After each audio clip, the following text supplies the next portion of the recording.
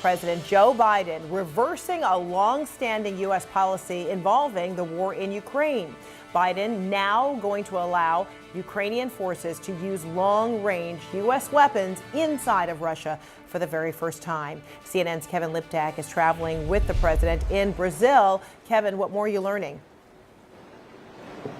Yeah, this is a major change in American policy, and it comes at a critical point in the war in Ukraine as Russian forces mass in the city and around the city of Kursk as they prepare for an offensive there, and as North Korea has sent thousands of its troops to fight alongside Russia in that conflict. President Biden making this decision to allow Ukraine to fire the American ATACMS missiles inside Russia for the first time. And this had been the subject of a long-running debate inside the American government about the wisdom of allowing Ukraine this new capability. There were officials who were concerned about the risk of escalation in this war. That's something that President Biden has been concerned about throughout the conflict. You also heard officials worry about the stockpiles of ATACMS. These are not resources in endless supply. At the end of the day, the addition of the North Korean troops to this conflict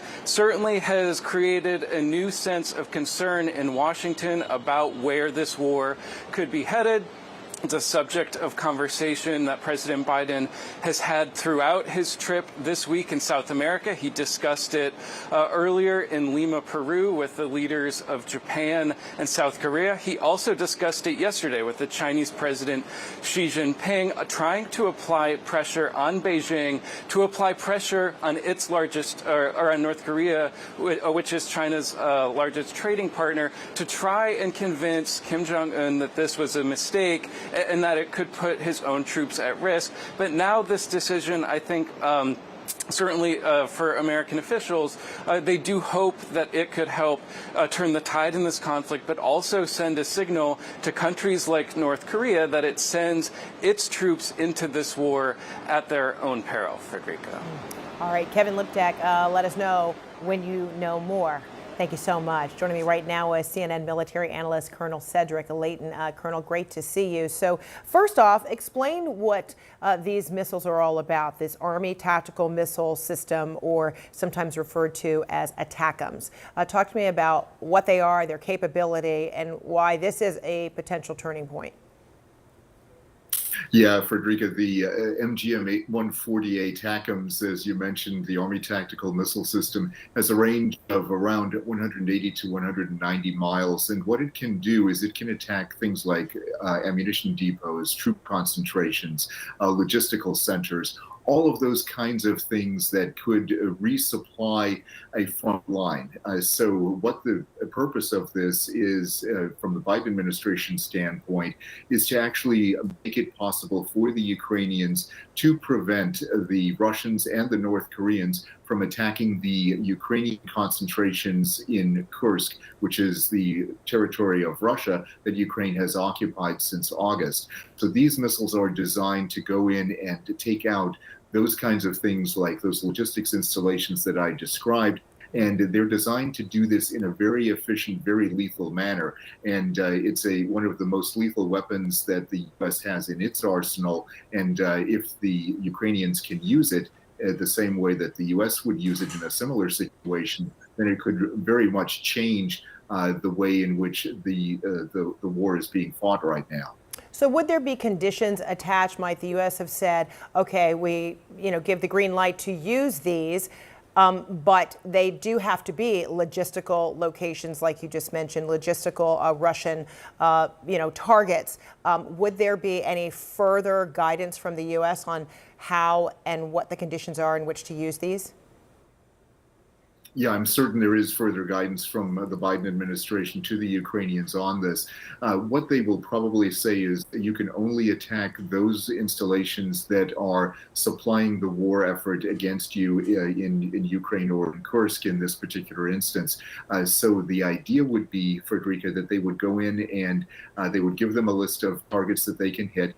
The Ukrainians would perhaps provide a list of targets that they would like to hit, and then they would say, yes, you can use these weapons to hit those targets, or no, you can't hit those targets. One thing that would definitely be off the list would be nuclear installations or anything that would affect the strategic warfighting capability of Russia. That would most likely be off the list at this point in time.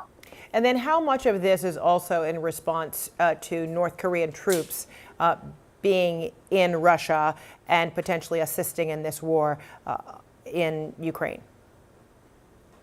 A lot of it has to do with the fact that the North Koreans are in Russia doing this and providing support to the Russians and probably joining them in a military sense. So what the Biden administration is signaling is that that kind of addition to the Russian war machine is unacceptable to us. We don't want foreign troops coming into Russia, supporting the Russian war effort. And the North Koreans are the first ones to do this overtly, at least. And the signal to the North Koreans, as well as the Chinese, is not to support the Russian war effort, at least not that overtly. What are the potential repercussions if North Korean troops are also taken out along with Russian troops, even though the targets, as you said, would be logistical targets? Consequently, there might be also personnel might be involved or taken out. What would be the potential consequences here? The potential consequences could be somewhat far-reaching. It's possible that the North Koreans could react against South Korea, for example, or against U.S. troops in South Korea. So this is definitely a possibility that I'm sure the Biden administration has considered, and I would suspect that they have also increased their defensive capabilities in South Korea as a result of this decision. So that's the kind of thing that could happen. It's also true that the Russians will probably try to respond one way or another. They may not do so in a direct way, one that we would notice right away. It could be a cyber attack, it could be sabotage. Those are the kinds of things that we could expect Russia to do.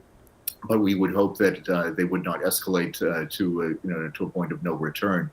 This is the kind of thing that the Biden administration has sought to avoid until now, when it's become pretty clear that the Ukrainians are having difficulty not only in Kursk, but also on the Eastern Front in the Donbass region. President Biden is on his way to the G20 summit. What might be the reaction coming from world leaders on this move? Well, I think it would depend on which world leader you're talking to. Certainly, China would not be enthusiastic about this. The Russians are not enthusiastic about it for obvious reasons. But the Western European nations, the Koreans, the Japanese, they are probably quite okay with this. And certainly the Ukrainians are very happy that this has finally happened for them. They've been waiting for this kind of approval for a very long time, really since the start of the latest invasion back in February of 2022. And that is something that they have sought for a long time, because they believe, and I think rightly, that the ability to hit targets deep inside Russia is essential for them to be successful in their ability to not only keep Ukraine independent, but also to prosecute, obviously, their war effort.